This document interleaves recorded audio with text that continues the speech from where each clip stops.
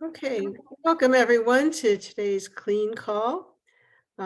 We obviously have two topics on the docket today, but before we get to that, I want to know if there are any announcements. I'll note that at this moment, Joe Henderson and Glenn Branch are on the Rochester NPR station talking about climate change education in New York State. Mm. And that recording will be available after the show, WXXI. I'll see if I can find the link. If you find it, you should send it to the listserv. I bet people would be interested. I'd love to hear Joe Henderson's version of that conversation, very much so. I can also let everybody know that I've been part of organizing a webinar series on equity and justice in science education for the AAAS education section. And the third, so it's overall, it's science education in general, but the third session is the one I organized, which, as you might expect, is around climate change.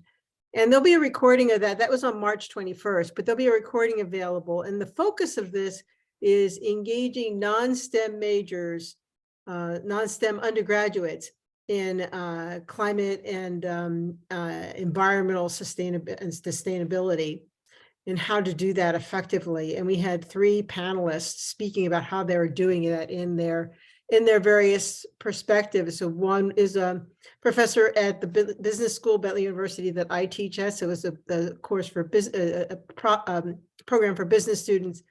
The second person was teaching at Trinity Washington University. It's a women's school and they're all minorities. All the students are minorities. And it was a chemistry class that focused on environmental disasters and how that impacted various communities, so equity and justice in that context. And the third one was really about climate change, but it was by a professor, actually, University of Colorado Boulder. So you may know her, Beth Osnes. And she is a professor of theater and environmental science, and she integrates those two in her classes. So I'll provide the link for the recording when it's available. Carolyn? Hey, sorry, I wasn't able to make it last week because we were getting ready for Clio's Lobby Day. We bussed about 125 students, high school and college activists to the Capitol to meet with their local legislators and talk about some of the bills that we are sponsoring, including one that adds solar to schools that are used as hurricane shelters for resilience. I just posted a link in the chat. The local NPR station did a write-up about it, and one of our students did a press release. I will just have to say I might be a little bit biased, but Nia for president. And I don't think I've been on a clean call since this was officially published, but I did send it out in the listserv. In November, my colleague and I gave a presentation on our work on air quality and links to climate, and finally, this is academia that took like 10 months to go from submission to publication, but we finally got it published. I will note that currently you're not allowed to teach this lesson plan in Florida because it violates the Stop Woke Act, but hopefully the rest of you can potentially use it. Thank you. Patrick? Hey y'all, also realizing that I haven't been here for a moment. I'm gonna grab the screen if I might for a moment. Something that I've been working on for the past while, 6 months or so, was first developing K-12 engagement components for this right here, right now, Global Climate Summit at CU. And that involved creating educators' guides that drew heavily on clean resources. Each day had a theme: impacts, obligations, and solutions. And the guides are split up into different subsections for those days, but they start with activities and lessons from clean, connected to stories that show people in place and then ways to engage. And there's about 150 total resources, 50 or 60 of them are clean resources. And I just finished polishing up this set of teacher developed lessons from folks who took part in an educator's workshop while we were there, and you can check these out here. It was really focused on connecting climate change and human rights, and so teachers were tasked with figuring out a way to do that in a way that made sense for their classrooms with their lessons. Thanks. Thank you, Patrick. Any other announcements? Okay, so we have two topics for discussion today. The first is, I actually don't know, when are the AGU session proposal deadlines are coming up, and what are the kinds of sessions that we want to propose? So was it Gina or Katie that said when the deadline is? Go ahead, Gina. Yeah, so the deadline is April 12th. And we just wanted to get the ball rolling in terms of if anyone is planning to attend the AGU conference. And for those of you that don't know, it's an annual conference of the American Geophysical Union. And it's a really massive conference that is happening in person in December in San Francisco this year. Usually Clean does a few sessions that are focused on climate education and literacy. So this year we are hoping to do some on one on formal and non-formal education, one on workforce development, and one on the climate literacy principles that we're about to talk about after this. So basically, if anyone is interested in co-convening a session, let me know. Or if you're just going and not interested in co-convening, let me know, because we usually try to have a meetup too. I believe you could also attend virtually again this year. Yes, I think that's definitely a thing since post-pandemic, now that I'm thinking about it. Are you thinking about having a clean showcase or a climate literacy showcase? Like we've had in the past as a poster session. Oh yeah, we could still do, we didn't talk about that, Gina. We could still do our poster session. Yeah, poster sessions aren't too difficult to coordinate, so we probably will do one of those. Yeah, we should still do that one. Yeah. So yeah, If nothing else, it allows people to get together and chat around, around people's work. Yep. And we last year and the years prior, we've had just kind of informal meetup at a restaurant or something, that type of thing. So yeah, even if you're not interested in co-convening a session, let me know, because we'd like to just connect with you virtually. If you're attending virtually or if you're attending in person, doesn't matter. But the deadline for submitting session proposals is April 12th. So we've got about 2 weeks. If anyone is interested, definitely let me know. Anyone else wants to add anything? Frank, you had mentioned an idea of having a session on the climate literacy principles. Are you thinking that that's going to be like similar to last year, like a union session, more like panel discussion kind of session? Or are you thinking people would submit to it? Because I'm just trying to think of like what would be relevant to submit to that. Well, you've got about 14 minutes of thought on this. So good questions. I mean, so just we'll get into the details of this in the next part of the meeting today. But we will be close to publishing the climate literacy guide at that time. I can't promise exactly when this happens because it's a tricky thing to make this happen. So I'm not sure how I'm going to land that on at what date, but it will happen. But I think as I've been preparing for the 2023 version of the climate literacy guide, there would be value in us convening a session around the impact of the 2009 version of the climate literacy guide. I don't think we've really talked about the transformational work that the 2009, what a climate literacy guide does.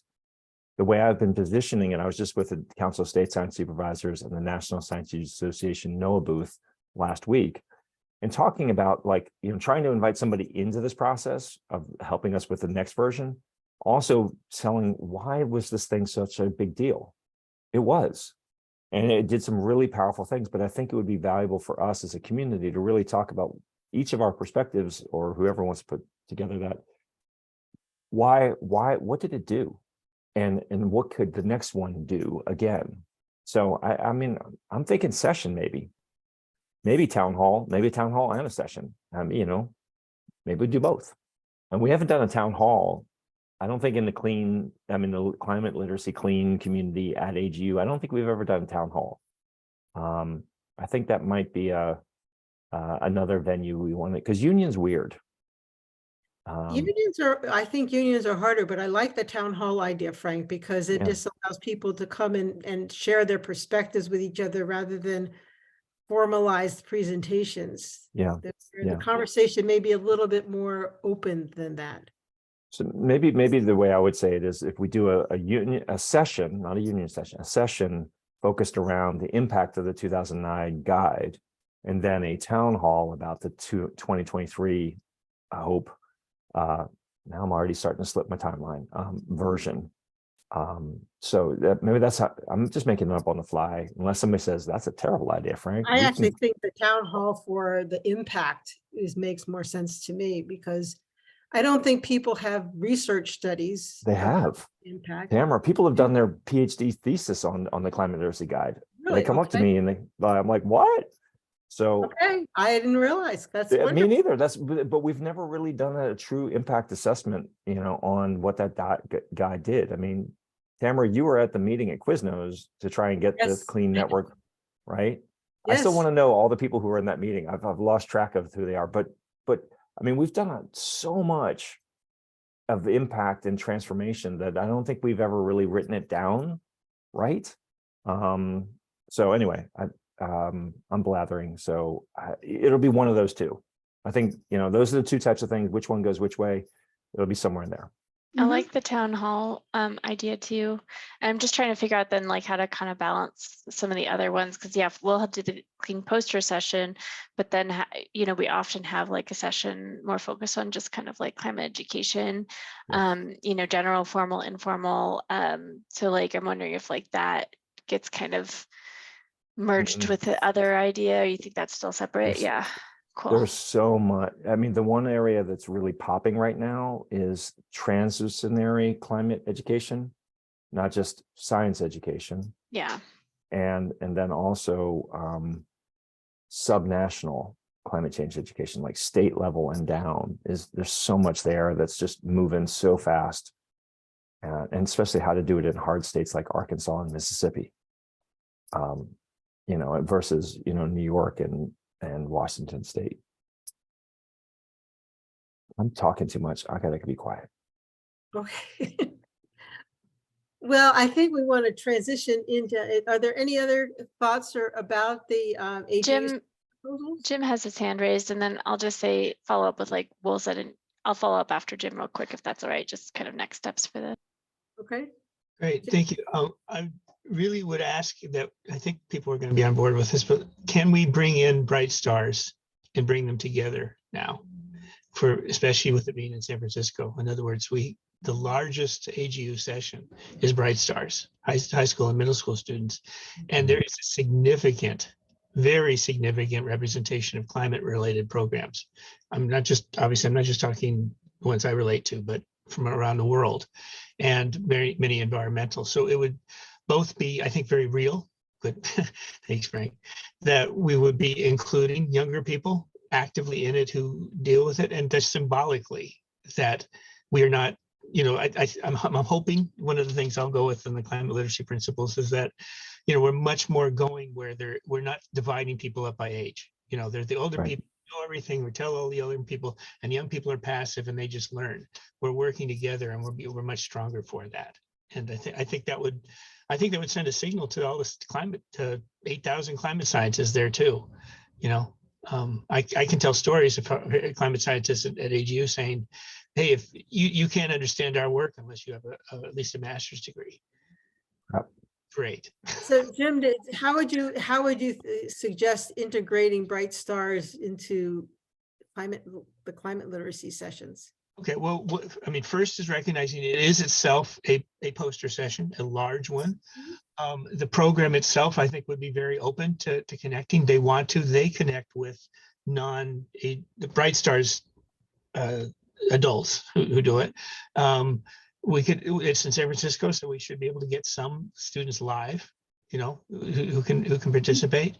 And let's see, I guess it's also other parts of the Clean Network to bring them in. Our program just had a very wonderful program, and I'm talking to Carolyn direct messaging, with Climate Ready Ambassadors. Another big shout out to Noah on that one in Florida, and getting the programs together. And they're very interested now in taking part in Bright Stars. So, I mean, it's that there's this wonderful way that students can get recognition and take part in working alongside climate scientists and climate educators. It's just Would you propose a session that would integrate them? Yeah, separate from their poster session? I guess the one is, I don't think it's any different than bringing together other things at AGU. I mean, AGU is meant to be a place to bring people together. Yeah, no, I understand. I'm asking about the venue. Would it be a session where people would submit abstracts? Would it be a town hall conversation? Would it be a poster session? They already have a poster session. Their posters are already there. I don't know that they could be put then in another session also. It's just the logistics. No, I understand. It makes a lot of sense. I guess it would be where we're having things additional to poster sessions and oral sessions and so on. Like we're having meetings or we're doing things that the Bright Stars is part of that meeting. It's just that we're connecting them, that those represent. I think it's a great idea. I'm just trying to explore how we would actually make it work. I mean, I can certainly, you know, I don't do things without checking in with people, but if they're okay, I would check in with I can check in with the Bright Stars people quite soon. And just, I totally don't imagine, I can't imagine that they won't be receptive to it. Okay, great. Hallie? Hey, somewhat related to that, I just wanted to say that I'm a brand new as of last week, member of the Science and Society Executive Committee. And one thing that at AGU, one thing that we're really trying to do is bring in more non-scientists or non-physical scientists to the AGU space. So there's a big discussion about how there's, like, you know, the $50 registration fee for formal and informal educators, but trying to figure out how we can use that for students, communicators, you know, influencers, or other types of people who are talking about, teaching about climate, who may not technically qualify as an educator. So I just wanted to flag that as something, if you know people in the Bay Area, we may be able to get discounted registration for them. So just start thinking about who you might want to invite. And there are travel grants, but I'm not sure. I don't think that's included as part of the non-scientist sort of registration discount, but we're working on it. So just wanted to let you know about that. Great. Thank you very much, Hallie. Katie? Yeah, so I know we want to move on to another topic of discussion. So Gina, thanks for starting that doc. And Gina and I were also talking about, she'll send an email out to the Clean Network as well. So then if others, you know, want to jump in on this who aren't on this call today, we'll let them know. And yeah, we'll post some ideas.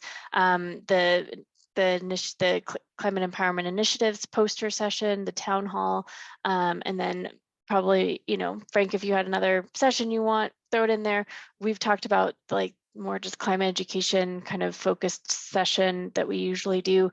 And there's been some interest on this call and from a conversation previous to this as well, and like workforce development focus session. I know we've done that in the past, so I'll throw those ideas into this document. But if you're interested in convening or being part of the like further discussions about this, respond to Gina's email that goes out to the listserv, right? I think, Gina, is that what we said would be probably the best way, since we only have a couple weeks left? We'll kind of do some conversations through email. Yep, just to reply to me directly. I'm either going to get that sent out today or maybe even tomorrow. So just reply to me. Okay, thanks a And lot. Jim, yeah, let's connect about at least connecting their poster session with our poster session. I love that idea. And then other things we'll like love to invite them to any other informal gatherings and meetings that we put together. But yeah, also like any other things that get organized from our group. Let's connect about inviting the students to that too, because I love that idea. Okay, great. Are there any other thoughts or comments about the AGU session proposals?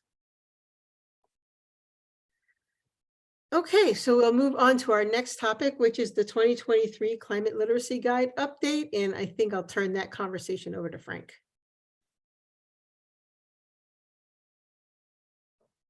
My mute was on. So you can see the slides. Wow, that's a new feature. They have a little pop down, shows me what you're seeing. That's new. So Haley Krim and I are with you today to update you on something that's quite important to the Clean Network, which is we have officially, you've heard me rambling about this, but we are officially, as of mid-January, we got approval from the government under the U.S. Global Change Research Program to update the Climate Literacy Guide. And there was actually a great deal of enthusiasm. Subsequent to that, we got a couple other things happening. So this is a big move. So whoops, I gotta get over here and get there. There we go. So whoops, too many clicks. So in order to do this, Haley and I have been working to establish a new interagency group. In order to pull something like this off, you have to have a broad consortium of agencies involved to build this kind of thing. It can't be just a NOAA or a NASA or an EPA kind of thing. So carefully for 2 years, we've been building this group. And currently we have the agencies that you see, which are under the architecture of the U.S. Global Change Research Program, USGCRP, has a set of now 14. And then we've also added some non-USGCRP agencies. The federal architecture on climate and global change is quite complicated. And so if you remember in the Climate Literacy Guide on the very back, it has all those agencies. Getting them all to sign on to the same language related to climate literacy, no small task. Well, we're doing it again. So, but now we have Department of Education, Homeland Security, labor, state, AmeriCorps, IMLS. Wasn't state part of the original? Wasn't state a part of the original one? I believe 14, but there's not 14 listed there on the web. Yeah, no, we forgot about this presentation today. So there's a couple. State is not actually on the USGCRP side. That is correct. So Haley, we'll have to move that over. And then Homeland Security is now too. No, Homeland Security is now there. There's a little bit of dynamism in this space. So don't just let that line be a little blurry in the middle there. All right. I appreciate your attention to detail, Tamara, as usual. But this is the family of agencies that we're working with, plus parts of the White House, in order to get this through the system. So this working group that Haley, when did we get officially approved? It was March 15th. 15th, right? So March 15th, this working group, which is climate engagement and capacity building, was officially approved, and one of and it had a work stream which was updating the 2009 Climate Literacy Guide. That's our major move in that space. We are also doing some other work related to climate literacy programs, but that's a separate conversation. This is really about what we're doing on that. The other two activities that we're launching is creating a hub for climate training efforts, both focused for the federal government itself and also externally, also supporting national climate workforce needs. So you're seeing some of the other things we're working on federally, but that's not really the focus of this conversation. So as you all know, the term climate literacy means many things to many people, even though we defined it carefully, thoughtfully, and explicitly in 2009, it moves around a lot. And so just those words, I did a quick kind of search, and there's so many new things popping with that climate and literacy together. It shows up in federal work, it shows up in state work, it shows up in, international work, the stuff that our special presidential envoy, John Kerry, on climate has said. It shows up in state initiatives, it shows up in our work. So it shows up a lot of places, but we haven't officially touched this since 2009. Officially, we did do some work later, but we never really got it all the way to the finish line. Here's the timeline that matters to you all. So March 15th, we put out something. I will say the government is much more litigious and bureaucratic in the way it works now than it was in 2008 and 9. Legal process is used, and in a way that I am not savvy on yet, but I'll get there. So we have something called a request for information in the Federal Registry. Anyone, and hopefully all of you, plus all the people you know, plus all the people they know, will answer the questions that are in that request for information. It went out on the 15th. It went out in the White House fact sheet on the 22nd, and I was promoting it all week last week at National Science Teachers Association, the Council of State Science Supervisors. Haley and I are in the middle of finalizing the plans for listening sessions. And Haley, are we calling them roundtables? Is that, we're going to go with that? Roundtables, not workshops. Yeah, roundtables. And they're going to be scheduled from April through May. We'll have a series of them.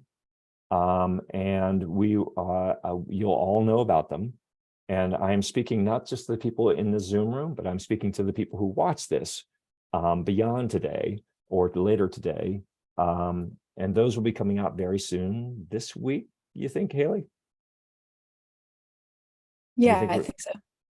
I think we're close, but we just have to get some final approvals. Again, much more bureaucratic than we were in 2008 and 9. So then all that input in those listening sessions and what comes in through the request for information, it's just 7 questions. You can answer all of them or you can answer one. All that comes in at the end of May. Carolyn, do you have a question?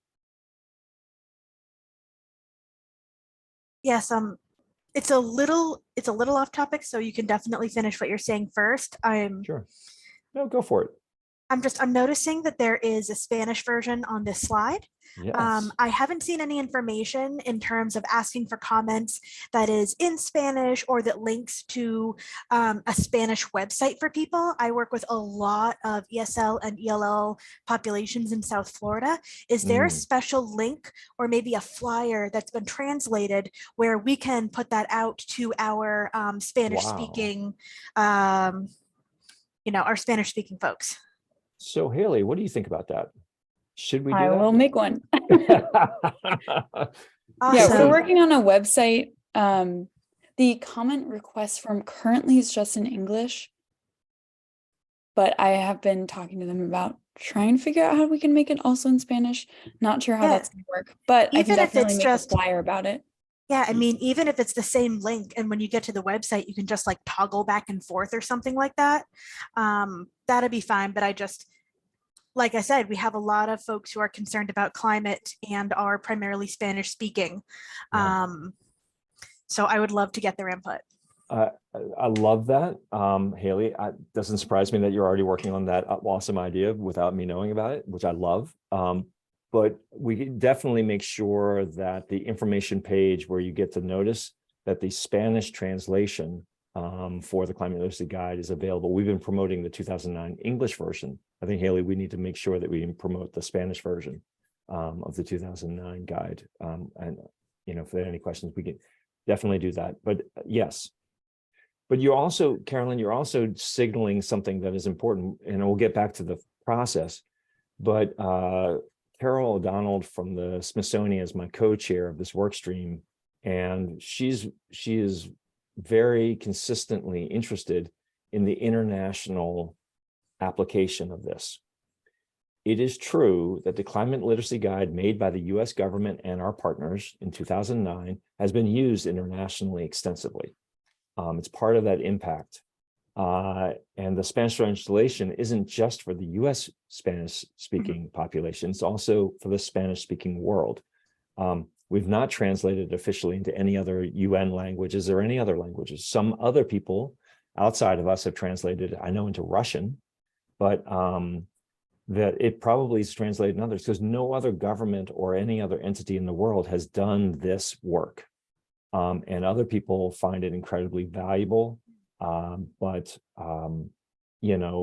we have to keep that in our mind as we do this work, that it's not only serving US populations, but it's also serving indigenous populations, international populations, so it's a consideration that as we go into this, that we have to keep that our deep work is also serving the world, actually. So just something to consider. And I Yeah. do, if I could just Go add ahead. one last thing. Sure, please. I'm super duper happy about it being translated into Spanish and being available in Spanish. I do just want to sort of promote and push for, again, if you're requesting commentary and ideas, to make sure that that's also in Spanish, so that you're not just taking English language materials, translating them, and then giving them to Spanish speaking populations, but that you are incorporating their ideas and their feedback directly into ideally both versions, so that, again, the Spanish speaking world are not passive receivers of these, I don't want to say dictates, because it's obviously done with a very good motivation, but they're not just passively receiving what we tell them to do. But I think that you'll get a lot more buy-in if people feel that folks who share some of their identities and lived experiences were part of putting it together. So I just wanted to flag that. So Carolyn, let me go one step further. If you wanted to convene with us as a partner, a Spanish speaking listening session or a roundtable where we could talk about those unique aspects, we'd be happy to do that. That would be amazing. Haley, do I have a thumb up on there? I think leadership at Clio would be all over that. Let me write down a note real quick so that I can talk to our director level folks and get back to you on that.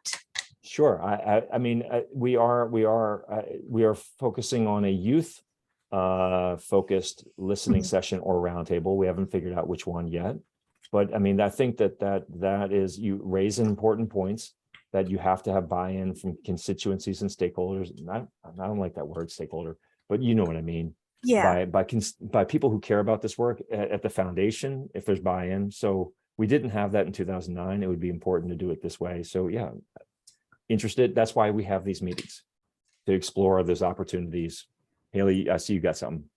Yeah, this is a great segue to something I wanted to talk about. So we are, even though we're, of course, asking clean, NSTA, CS cubed, we're really intentionally trying to focus our outreach on non-climate literacy groups. So exactly who you're talking about, Spanish speaking communities who may not have been involved in this work in the past, environmental justice communities, tribal communities, youth and students, workforce development, and rural communities in particular are the groups that we're really trying to hit and either have workshops, or not workshops, roundtables or listening sessions with, or specific outreach sessions, or I don't know, however works for those communities to communicate and talk and submit comments. We're happy to come do whatever that is. But we really want to make sure that we're getting outside of the climate communication education community. So that's a super awesome thing that you just brought up. Would love to talk to you more about it.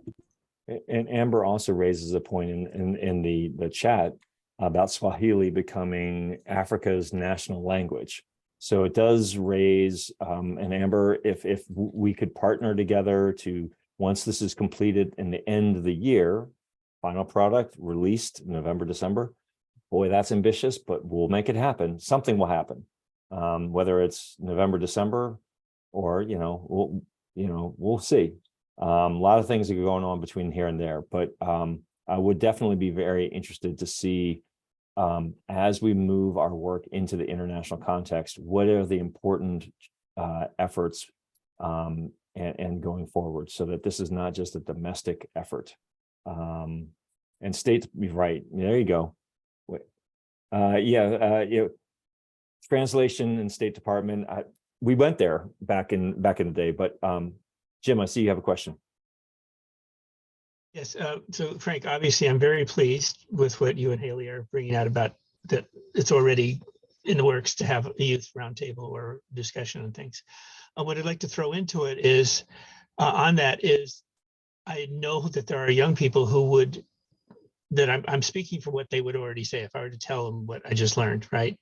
That if they can participate early on, how important it is. I mean, if you want to bring in people of color, you want to have people of color in the invitation. You don't want to have white people inviting, you know, I know you know this, right? Same with young people. If young people are part of it, not only is it's seeding that it's an invitation to young people by young people, but I mean, our young people can speak sincerely and with background of why the climate literacy principles are so important, why clean is so important, how valuable it is to them. Please join. You will be listened to. These are not adults who treat you like, you know, you're just tools. So Jim, to that end, I just put in the link to the Federal Register. Anyone can register and submit their comments. We are blind to who they are when we're seeing what they wrote. We don't get to see, it's an anonymous process that, again, this is new, the way it works now. And I think we used that in the past, but eventually we could see who they were. We could know more about them. We can't this time. So we only get a little bit of information. We get the comments. So what we're hoping is that the members of the Clean Network and all the people who are part of this growing network push it out through their networks. So we get a broad response, including what you just said, Jim, about young people calling for the education system they want on this issue. We know there's a big mismatch, but this is our ability to have that voice come into our process. We must deal with every comment. And then the 2023 version will be responsive to those comments that come in. No comments, our abilities are to go where we must are challenged. So this is really an ask of all of you to help us with the public input phase. And in that phase, we will then deal with that. So the stronger the response, the bigger the move. Just to add to that real quick, I just put my email in the chat. It's haley.grimm@noaa.gov. If you have a group of people who want to talk about this, who want to host a listening session or amplify it, or, you know, if you have any concerns or questions or anything, please feel free to email me. I would love to work, and the rest of the working group would love to work with you to co-host or co-communicate or show up at a meeting or whatever. Like, we're happy to help get this word out in however works for you. We really, as you said, don't want to be like, here's the government giving you the chance to write us an email. Like, we want you to give us the very foundational requests for what this should look like. Like, we're making it to these comments. This is the very beginning stage. And I really want to make sure that, you know, youth are being invited in by youth, exactly as you said, and that it's being done in a way that is familiar, comfortable to the people who are going to be putting in the comments. So yeah, if you have any ideas related to that, please feel free to send me an email. So I just want to signal some important things between the 2009 version and the 2023 version that are important. In 2009, we held as a compromise with the other agencies this, you know, inside the guide, even though it says on the cover, climate literacy, it's really climate science literacy. And that was carefully negotiated language.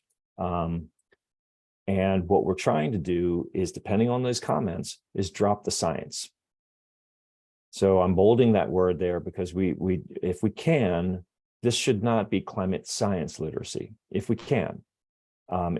Things have changed significantly in the work. And if we can make that drop, that'll be important work, but it only works if our process has that input to be able to make that substantiated claim, right? Another key thing is that part of the definition knows how to assess scientifically credible information about climate.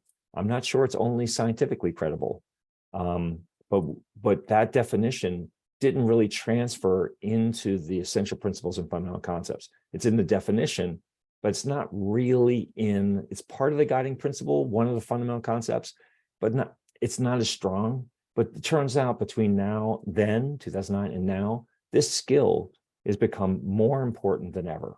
And we need to do justice to it. Tamara? I just wanted to ask, when you say this controversy about whether whether we can drop the word science, is that because you want to get at the social and diversity parts of climate literacy? Is that the reason for that difference? Well, the reason we made the compromise is at the time we published this, we thought that we were the climate and global change research enterprise. That was our process, our community, our process, who we were. And so if you look at the guide, there's a part where we talk about, other initiatives to define climate social science literacy or something like that, that never happened. No one ever took up that mantle. We signaled it in the 2009 guide, but it never happened. So we thought we were going to be a bookend parallel effort that would talk about like the C3 effort that's in social science and humanities. Just so we're now going to maybe make them one thing. I don't know what's going to happen. It really depends on our process and how far we can go. But it could be really different. And what I'm really trying to say is it could be very different than, you hear the howling? My dog has decided there's a howling time. There it is. So we're not sure how far we'll be able to go with authenticity and effort, but I just wanted to signal that to you, that this is an issue that is in the process. I don't know if you all remember, but in 2017-18, the Clean Network did a thorough review and a track change edit on the climate literacy text. You may not remember it, but I do. This is what came out of that process. And you can see some of the framing language is, science has changed. What we said, what we could say is shifted. So this kind of language, we already have some of this, but obviously we'd have to update this again because that was done in 2017-18. Now we are at 23. So just wanted to signal that work did not go away. It just went into pause. Now it's coming back out of pause. And this is my last slide, is on the back of the cover. The foundation of this document, when it was released in 2009, was in conjunction with the second National Climate Assessment. Now we're on the 5th National Climate Assessment. Part of what the U.S. Global Change Research Program was so excited about, why this effort was timely, was because we were releasing the 5th National Climate Assessment this fall. So that will be used in the making of this, but not just the National Climate Assessment, also the IPCC's latest assessment, which is out. But you'll notice that the Clean Network played a critical role in the building of this, and I hope that that's again the case. So I wrote in there the text of what we were doing. That text will be carried forward, but notice the little edit there about how many members in the Clean Network. We are at over 800, right, Katie? No, we've dropped because Sean just recently did a cleanup of like emails that are bouncing. So I think we've dropped below 800 now, but it's still up in the 700s there. But we might be up there by again. Yeah, we'll get back up there. We'll get back there. It's a growing network. So anyway, I just wanted you to see this effort, what's going on, what are the key pieces, and please, push this out through your networks. Help us. Haley's email is a powerful tool for you all. Haley works with me in getting this done. So please work with us to make this the best version of what it can be. And as I said to teachers in NSTA booth, in 2009, the Climate Literacy Guide really pushed the field forward. It was a pretty forward-leaning position in 2009. Let's reset the mark in 2023 for what the next decade of work is going to be for us. And really, what do we see in the vision of what the next wave of effort needs to be here, so that we can use it. It doesn't get updated very often because it's a lot of work, but it's an important thing to do. I'm excited to be back at this, and I'd be excited to do within reason, because Things are much more litigious than they used to be. But you know, your help between now and the end of May is crucial. Is that good? That's questions, comments? I thought this might be a good place to leave.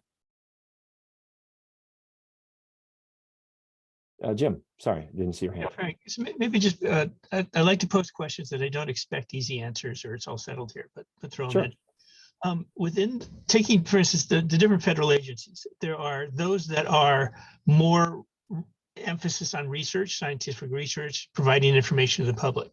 There are other ones that are, I'm using too simplified a term, but more action oriented. They Sure. are meant to affect change in not just understanding. Department of Energy, I guess Department of Homeland Security, you know, that we have it here, of that it's in how in the I can speak to the Smithsonian in a way that's more recent with something they're working on, which is changing how young people are taking action on climate change. Sure. How we deal with the, I mean, is there room or different language that this works for some agencies and maybe for others they're not supposed to say this, but but getting to the terms of if all this research we've done is of value, or how one of the ways we prove the value is that it shows that it is usable, that it's important, that it guides change. It isn't just, oh, we're learning how messed up climate change is. Right. So it's like the words of action and empowerment. Again, it's not propaganda. It's not telling young people what to do, but Nope. it leads to change. I mean, is there ways that is that playing out of how that language, you know, like the word action, when that can be used and when it shouldn't be? So, I mean, I'll go as far as to say this, Jim. I mean, first of all, the comments are going to drive this, right? So if young people are saying, this is what climate literacy means for me. Haley, what's the second question in the actually, I've got it right here. You know, what topics should be included? That's question 2, Jim. So, you know, how should topics be weighted and ordered in the document? Are there any pieces that are missing from the 2009 guide? These are the kinds of questions that are in that FRN. How people answer these questions, we know where our heads in the practice in 2009, 8, 9 was really different than we are now. Workforce, justice, youth, empowerment, action.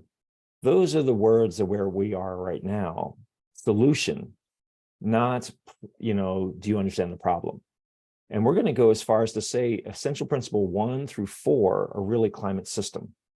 And then 5 is how we know what we know. 6 is how humans are impacting the climate system. And 7 is how the system is impacting us in the ecosystems. And the guiding principles is how to use that information to make change and action.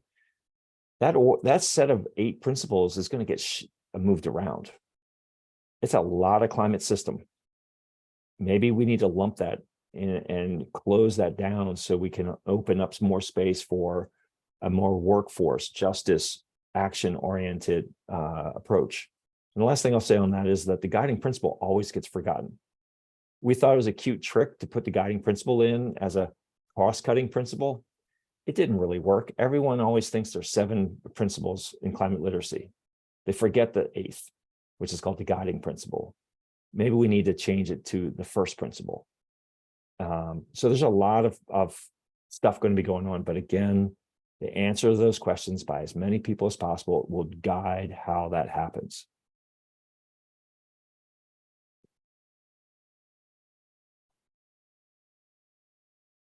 Sure. Does that help you, Jim? Is that a good answer?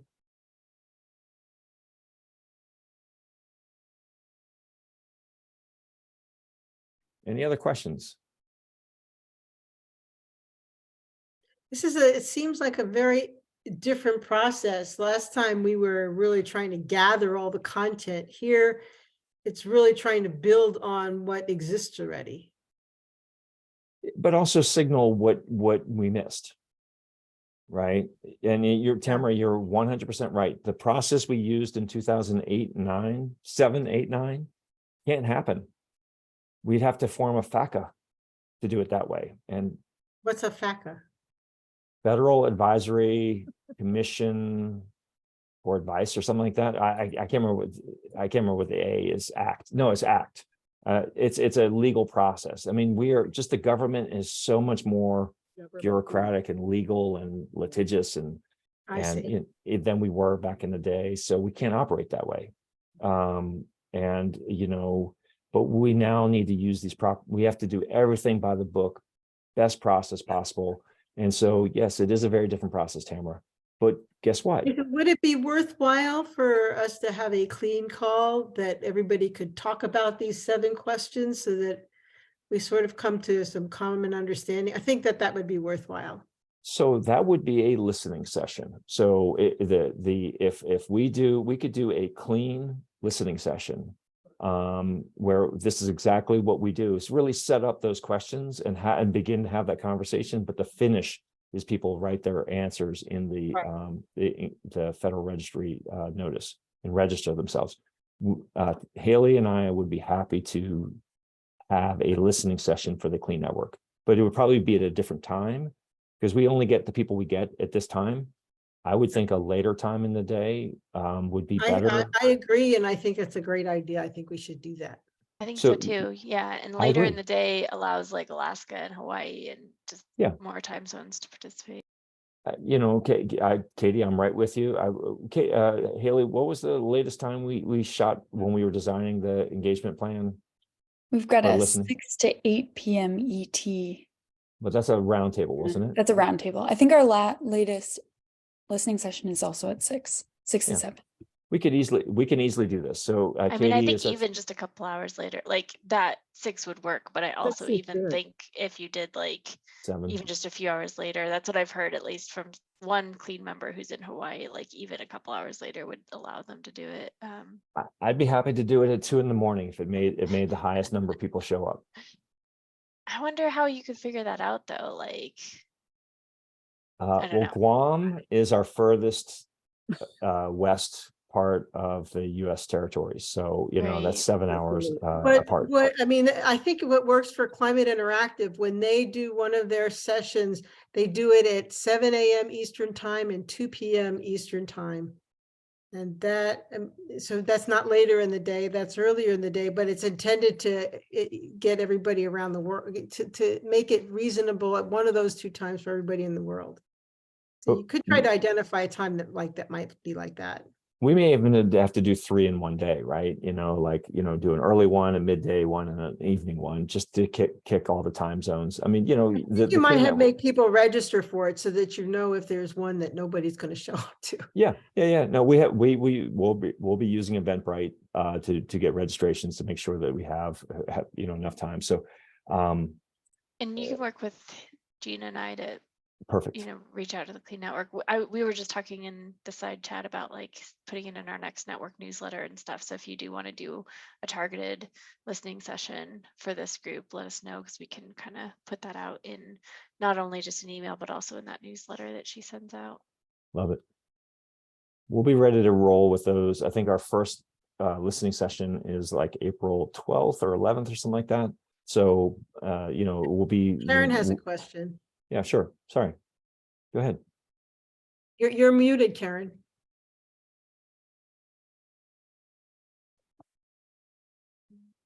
Still muted. I keep going back to the comment of building the clean network and the expanding the reach of what climate literacy is about that you're describing, Frank. And I'm wondering if you shouldn't use this opportunity to reach out to some of the audiences that we've been working with more and more over the last 10 years or so, like the social studies contingency and the people that work on the human elements of climate literacy and climate change and the whole workforce crowd. I suggested through the May 2nd session that I'm organizing with Rising Sun Opportunities, which is just workforce recruitment and building those and engaging even bigger, more diverse audiences for the kind of session that Tamara just suggested. Because I think I think you have to get started with that expansion of who you want to engage earlier. So Karen, one, it's lovely to see you again. It's been a bit. But two, that is absolutely our intent. And Haley has been pushing into those spaces, very intentional, and Good. promoting and engaging and inviting to the listening sessions and the other ones that we are scheduling. But I mean, being in, as we said with you, we can add another one that is for your community, whichever, and those communities are critical because things have changed since 2009. Who is working in this adjacent space is not adjacent anymore. Now it is, you're part of the same space, whether you knew it or not. So, and your point about 100%. science literacy is right on. Yep. It's crucial, but not sufficient. Right. And so how much we are able to move away from that framing will be how we do this work between now and the end of May. And, you know, and respecting the input is critical to a government process. So, you know, but well, it only works if the input's in there. I don't know if I've said that enough, but I'm going to pound that drum more. So, but Karen, I appreciate you. Thank you. Jane, you had your hand up for a minute. You're muted. How's that? Yep, that's good.